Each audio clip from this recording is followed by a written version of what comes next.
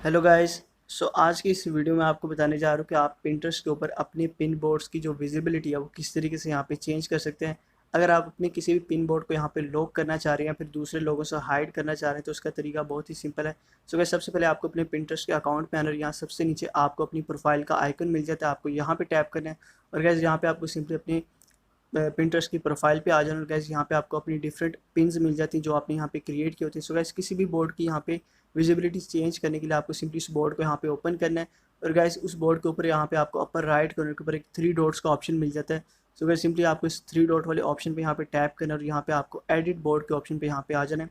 और guys, edit board में आप सिंपली कुछ भी यहाँ पे चेंज कर सकते हैं इस बोर्ड का। यहाँ पे आप नेम वगैरह या फिर कुछ भी अगर आप इसकी विजिबिलिटी चेंज करना चाह रहे हैं तो उसका ऑप्शन भी आपको मिल जाता है। यानी यहाँ पे आप देख सकते हैं कि आप कीप दिस बोर्ड सीक्रेट, यानी आप इस बोर्ड को यहाँ पे दूसरे लोगों से हाइड कर सकते हैं।